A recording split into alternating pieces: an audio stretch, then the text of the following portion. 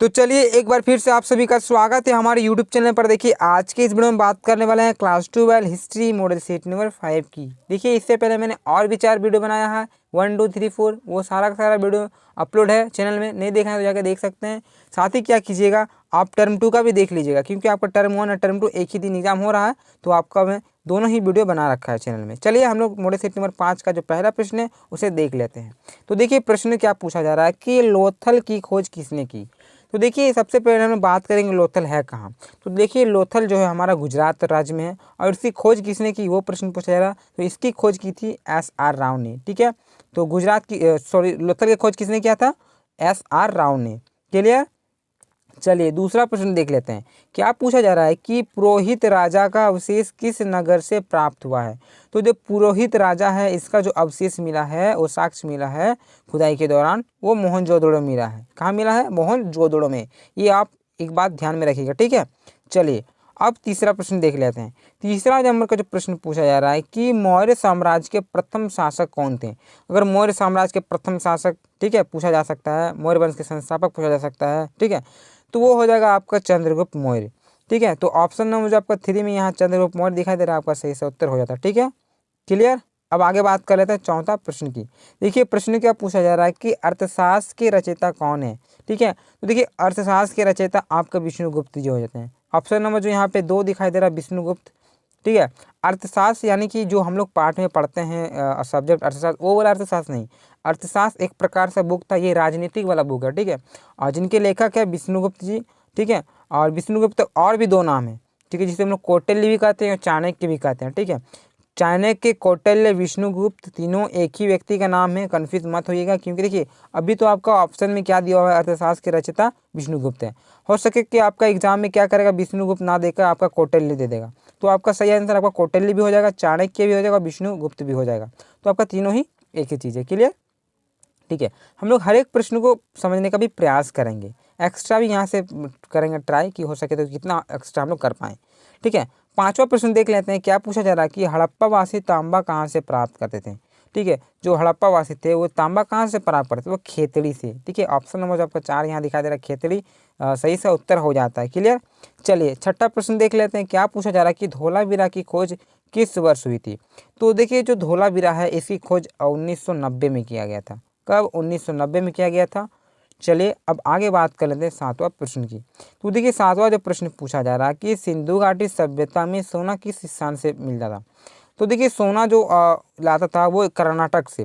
तो कर्नाटक कहाँ पड़ जाता है? दक्षिण की ओर पड़ जाता है, तो यहाँ दक्षिण भारत हो जाता है। ठीक है, कर्नाटक दक्षिण भारत में पड़ता है, इसलिए यहाँ पर ऑप्शन में तो कर्नाटक है नहीं, तो हम लोग दक्षिण भारत दिया हुआ है, तो दक्षिण भारत आपका क्लियर आंसर हो जाता है। ठीक, चलिए 8वां प्रश्न देख लेते हैं। प्रश्न पूछा जा रहा है कि शुंग वंश की स्थापना किसने की। तो देखिए जो शुंग वंश की स्थापना किया था पुष्यमित्र शुंग ने किया था। तो यहाँ पे देखिए पुष्यमित्र यहाँ पे लिखा हुआ है, तो पुष्यमित्र शुंग ने शुंग वंश की स्थापना की थी। अब किसकी वध कर किया था? बृहदत्त का वध करने के बाद पुष्यमित्र शुंग ने शुंग वंश का स्थापना किया था। ठीक, आगे देख लेते हैं 9वां प्रश्न। तो 9वां जो प्रश्न पूछा जा रहा है कि भारत के प्राचीनतम।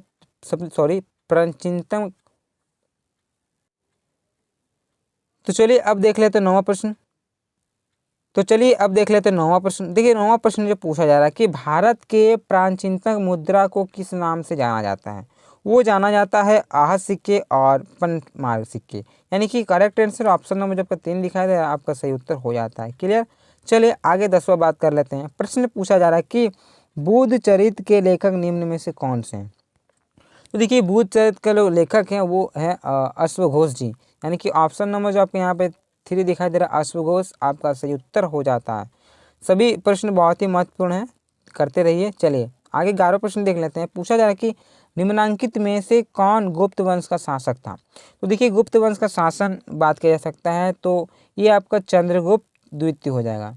देखिए चंद्रगुप्त द्वितीय पूछा गया। ठीक है, यहाँ ऑप्शन में चंद्रगुप्त द्वितीय, चंद्रगुप्त नहीं। तो चंद्रगुप्त अगर मौर्य रहेगा तो वो हो जाएगा अपना मौर्य वंश के। ठीक है, और यहाँ पर पूछा गया तो गुप्त वंश में आ जाएगा, चंद्रगुप्त द्वितीय हो जाएगा। बाकी बच्चों का अशोक है, अजातशत्रु है, बिंदुसार है, ये सब अलग अलग है। ठीक है, चलिए आगे 12वां प्रश्न देख लेते हैं। पूछा जा रहा है कि अशोक का राज्याभिषेक कब हुआ था। यानी कि जब अशोक जो राज्याभिषेक किए थे, ठीक है, गद्दी पर जो बैठा था, कब बैठा था? वो बैठा था 269 ईसा पूर्व में। करेक्ट आंसर ऑप्शन नंबर जो यहाँ पे 4 दिखाई दे रहा, 269 ईसा पूर्व में वो अपना जो राज्याभिषेक करवाए थे, और 261 ईसा पूर्व में कलिंग का युद्ध होता है। चलिए 13वां प्रश्न देख लेते हैं। ये जो पूछा जा रहा है कि सांची का स्तूप किस राज्य में स्थित है? तो सांची का जो स्तूप है वो मध्य प्रदेश में है।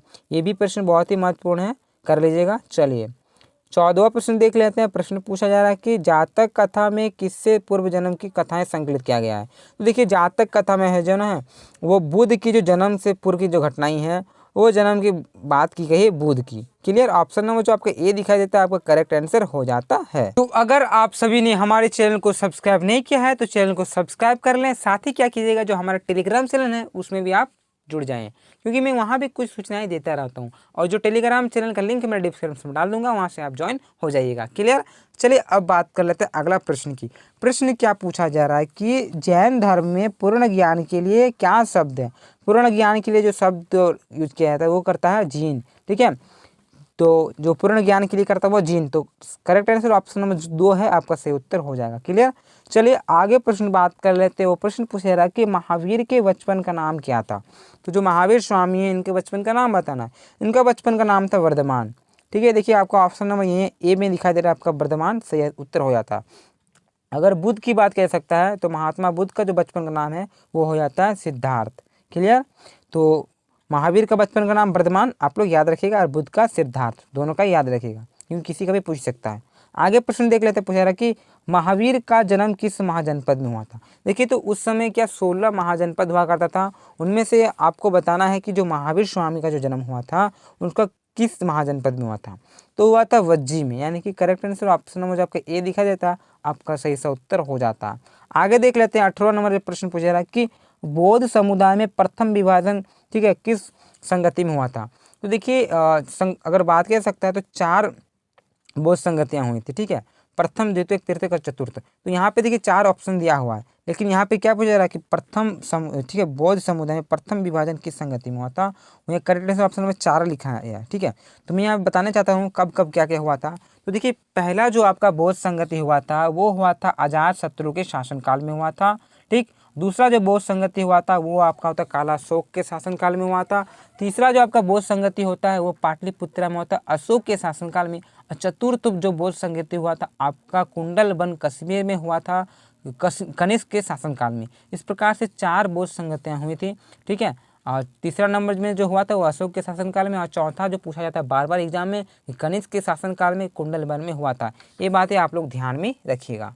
ठीक है, अब आगे बात करते हैं अगला प्रश्न की। क्या पूछा जा रहा है कि पंच महाव्रत संबंधित है निम्न में से, तो किससे संबंधित है? वो है आपका जैन धर्म से। ठीक है, पंच महाव्रत जो है वो जैन धर्म से संबंधित है। क्लियर? अब बात कर लेते हैं 20वां प्रश्न की। 20वां जो प्रश्न पूछा जा रहा है कि ठीक है, चतुर्थ बौद्ध संगति कब हुआ था? तो देखिए चतुर्थ बौद्ध संगति जो हुआ था आपका 100 ईस्वी में हुआ था। किसके शासनकाल में हुआ था? कनिष्क के शासनकाल में हुआ था। कहाँ पे हुआ था? आपका कुंडलबन कश्मीर में हुआ था। ये बात आप लोग ध्यान में रखिएगा। ठीक है, चलिए आगे बात कर लेते हैं 21वां प्रश्न की। तो प्रश्न पूछा जा रहा है कि सूफी परंपरा में खानका से क्या अर्थ है? तो खानका जो है वो आश्रम को कहा जाता था। ठीक है, तो ऑप्शन नंबर यहाँ पे जो आपको 4 दिखाई दे रहा है आपका सही सा उत्तर हो जाता है। ठीक, चलिए आगे बात कर लेते हैं 22वां प्रश्न की। ये जो पूछा जा रहा है कि चैतन्य महाप्रभु किसके उपासक थे? तो देखिए चैतन्य जो महाप्रभु थे ये कृष्ण के उपासक थे। तो करेक्ट आंसर ऑप्शन नंबर आपका ए दिखाई दे रहा होगा, कृष्ण आपका सही उत्तर हो जा रहा है। चलिए आगे बात कर लेते हैं प्रश्न की। तो पूछा जा रहा है कि नटराज के रूप में शिव की प्रतिमा का निर्माण किस राजवंश के द्वारा किया गया? तो वो किया गया था चोल के द्वारा। ठीक है, तो चोल जो थे शासन उसके द्वारा किया गया था। तो ऑप्शन नंबर आपका जो ए दिखाई दे रहा है आपका सही उत्तर हो जाता है। इसके बाद क्या कीजिएगा, आप लोग का जो मॉडल सेट नंबर जो 5 खत्म हो जाएगा 1 से लेकर 5 तक। उसके बाद मैं क्या करूँगा कि आपको चैप्टर वाइज करवा दूंगा, तो आपको एक भी दिक्कत नहीं होगा। तो उसको भी आप लोग कर लीजिएगा। ठीक है, तो चलिए अब बात कर लेते हैं हम लोग अगला प्रश्न की। तो ये पूछा जा रहा है कि वज्रयान किस धर्म से संबंधित है? तो जो हीनयान वज्रयान जिस प्रकार ये है ना सब सारा का सारा बौद्ध धर्म से संबंधित है। तो ऑप्शन नंबर यहाँ पे 2 दिखाई दे रहा है, आपका करेक्ट आंसर हो जाता है। आगे 25वां पूछा जा रहा है कि जगन्नाथ मंदिर कहाँ पर स्थित है? तो देखिए जगन्नाथ जो मंदिर है वो पुरी में है। अब पुरी कहाँ पे? उड़ीसा में। उड़ीसा के पुरी में आपका जगन्नाथ मंदिर है। ठीक है, आप लोग ध्यान में रखिएगा, बहुत ही कोई पता भी होगा ये। ठीक, आगे बात कर लेते हैं प्रश्न की। तो पूछा जा रहा है कि मगहर में किसका मृत्यु स्थान माना जाता है। तो जो मगहर है वो कबीर दास के ठीक है, कबीर जी की मृत्यु स्थान माना जाता है, ठीक है, और है। आगे बात कर लेते हैं 27वां प्रश्न जो पूछा जा रहा है कि किस काल के प्रशासन में अयंगार व्यवस्था परिचित है। देखिए जो अयंगार व्यवस्था नयंगार व्यवस्था है ये तो आपका विजयनगर साम्राज्य से संबंधित है, ठीक है। तो अयंगार व्यवस्था है कहाँ है, वो आपका विजयनगर काल से संबंधित है। तो ऑप्शन नंबर आपका 2 आपका करेक्ट आंसर हो जाता है। देखिए इतिहास, ज्योग्राफी, पॉलिटिकल में आप टेंशन ना लीजिए, इस चैनल में बहुत ही अच्छी तरीके से आपको पढ़ाया जाएगा। देखिए एग्जाम में तो आपको छूटने वाला है नहीं, हर एक चीज़ आपको बताया जाएगा, भले ही आपको चैप्टर बाय क्यों ना हमको कराना पड़े, ठीक है। चलिए आगे देख लेते हैं 28वां प्रश्न की। और प्रश्न पूछा है कि तालीकोटा का युद्ध कब हुआ था। तो देखिए जो तालीकोटा का युद्ध हुआ था 1565 में हुआ था। तो करेक्ट आंसर ऑप्शन नंबर यहाँ पे 2 दिखाई दे रहा होगा आपका, तालीकोटा का युद्ध 1565 सही उसका उत्तर हो जाता है। आगे बात कर लेते हैं 29वां प्रश्न की। और प्रश्न क्या पूछा जा रहा है कि महानवीर डिब्बा किस साम्राज्य से संबंधित है। तो देखिए जो महानवीर डिब्बा है वो विजयनगर साम्राज्य से संबंधित है। एक दो प्रश्न देख के आप लोगों को लगता है वो क्या क्या प्रश्न पूछा जा रहा है, ठीक है। तो आपको भड़कने की कोई बात नहीं, आप चैनल में बने रहे, हर एक प्रश्न आपको बारीकी से समझाया जाएगा, ठीक है। तो ये जो है आपका विजयनगर साम्राज्य से संबंधित है, क्लियर। चलिए अब बात कर लेते हैं 30वां प्रश्न की। तो प्रश्न क्या पूछा जा रहा है कि देवराय द्वितीय किस साम्राज्य के राजा थे। तो देखिए देवराय द्वितीय पूछा जा रहा ना, तो ये आपका हो जाएगा विजयनगर साम्राज्य से, यानी कि ऑप्शन नंबर यहाँ पे 4 जो दिखाई दे रहा है आपका करेक्ट आंसर हो जाता है, ठीक है। देवराय द्वितीय आपका विजयनगर साम्राज्य से है। और ये आपका जो यहाँ से भी प्रश्न बनता है कि किसने सबसे ज़्यादा मतलब मुसलमानों को अपना यहाँ पर रखा था, तो देवराय द्वितीय ही रखा था। तो ऑप्शन नंबर यहाँ तो है नहीं वो प्रश्न, इसलिए देवराय द्वितीय वाला आपका प्रश्न पूछा जाता है। आगे देख लेते हैं 100 पूछा जा रहा है कि ठीक है, गोपुरम क्या है। तो देखिए ये क्या है कि एक प्रकार का मंदिर की जो 4 दीवार है उसका मुख्य द्वार होता है, ठीक है। ये मुख्य द्वार ही होता है मंदिर का, क्लियर। ऑप्शन नंबर जो आपके ए दिखाई दे रहा है आपका करेक्ट आंसर हो जाता है। आगे बात कर लेते हैं, प्रश्न पूछा जा रहा है कि अकबर के दरबारी इतिहासकार कौन थे। देखिए अकबर के अगर बात करें दरबारी इतिहासकार तो हमारा अबुल फजल जी होगा, जिसने अकबरनामा की रचयिता है, ठीक है। अकबरनामा के रचयिता कौन है, अबुल फजल जी हैं। तो करेक्ट आंसर आपका ये ऑप्शन नंबर 3 दिखाई देता है, आपका हो जाता है। आगे प्रश्न की बात कर लेते हैं। तो पूछा जा रहा है कि इनमें से कौन सी फसल, ठीक है, मूलतः भारत का नहीं है। तो भारत का कौन सा फसल नहीं वो आपको बताना है। मक्का भारत का नहीं है, आलू भारत का नहीं है, टमाटर भारत का नहीं है। तो इनमें से कोई नहीं है, ठीक है। तो राइट आंसर ऑप्शन नंबर ये सभी भारत का नहीं है, आपका सही सा उत्तर हो जाता है। सभी सभी दूसरे दूसरे देशों से, ठीक है। आगे बात कर लेते हैं 34वां प्रश्न पूछा जा रहा है कि फतेहपुर सीकरी को राजधानी किसने बनाया था। तो देखिए फतेहपुर सीकरी को जो राजधानी बनाया था वो बनाया था अकबर ने। देखिए अकबर आपका सही से उत्तर ऑप्शन नंबर 2 हो जाता है। आगे 35वां प्रश्न देख लेते हैं। पूछा जा रहा है कि पानीपत का दूसरा युद्ध कब लड़ा गया था।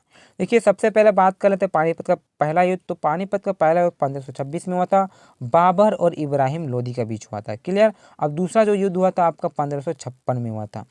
1556 में आपका दूसरा युद्ध हुआ था। आपको कमेंट करके बताना है कि किसका किसका बीच हुआ है, अगर याद हो तो बढ़िया बात है, बताइएगा। चलिए अब 36वां प्रश्न की देख लेते हैं। क्या पूछा जा रहा है कि मीर सैयद अली और, ठीक है, अब्दुल समद को जो, ठीक है, प्रसिद्ध चित्रकार थे, दोनों जो प्रसिद्ध चित्रकार थे को मुगल दरबार में किस शासक ने लाया।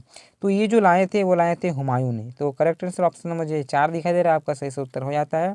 चलिए आगे बात कर लेते हैं 37वां प्रश्न की। इसके बाद और 2-4 प्रश्न बचा है, उसके बाद समाप्त हो जाएगा चैप्टर मतलब सेट 5 भी। देखिए प्रश्न क्या पूछा रहा है कि जहांगीरनामा के लेखक कौन है। तो देखिए जहांगीरनामा के रचयिता जहांगीर जी हैं, ठीक है। और अकबर नामा का रचयिता अबुल फजल जी हैं। बाबर नामा का रचना बाबर है, ये आप लोग याद रखिएगा। तो जहांगीरनामा के रचयिता जहांगीर हैं। आगे देख लेते हैं 38वां प्रश्न पूछा रहा है कि अकबर ने महर की घोषणा कब की। तो देखिए अकबर ने जो महर का जो घोषणा किया था वो किया था 1579 में, यानी कि 1579 में अकबर ने मगहर की घोषणा की थी, क्लियर। चलिए अब बात कर लेते हैं 39वां प्रश्न की। ये जो प्रश्न पूछा रहा है कि ताजमहल का निर्माण किसने करवाया था। बहुत ही इजी क्वेश्चन है, ठीक है। जो ताजमहल का निर्माण करवाया था वो शाहजहां ने करवाया था। क्यों करवाया था, अपनी बीबी मुमताज़ की याद में जो ताजमहल का निर्माण करवाए थे वो शाहजहां थे, क्लियर। चलिए और ताजमहल कहाँ पे पता है ना, उत्तर प्रदेश में है। अब बात कर लेते हैं आपका 40वां नंबर प्रश्न पूछा जा रहा है कि जजिया प्रथा को किसने समाप्त किया। तो देखिए जो जजिया प्रथा है उसको समाप्त किया था अकबर ने। ये बात भी आप लोग ध्यान में रखिएगा, अकबर ने जजिया प्रथा को समाप्त किया था। इस प्रकार से देखिए आपका जो मॉडल सेट नंबर 5 है वो समाप्त हो जाता है। 1 से लेकर 5 तक मैंने आपको करवा दिया। देखिए उसको एक बार, 2 बार, 3 बार करके देखते रहिए, ठीक है। 2 बार तो जरूर देखिए क्योंकि आपको समझ में आ जाएगा। साथ ही क्या कीजिएगा, तो टर्म 2 का भी एग्जाम होगा आपका, तो टर्म 2 वाला भी देख लीजिएगा। और अगर किसी प्रकार का समस्या है तो कमेंट अवश्य करें। टेलीग्राम चैनल में ज्वाइन नहीं है तो ज्वाइन हो जाएं, वहाँ से भी आप कुछ कर सकते हैं, ठीक है। तो तब तक के लिए मुझे दीजिए इजाज़त, दूसरे वीडियो में मिलते हैं। जय हिंद, जय भारत।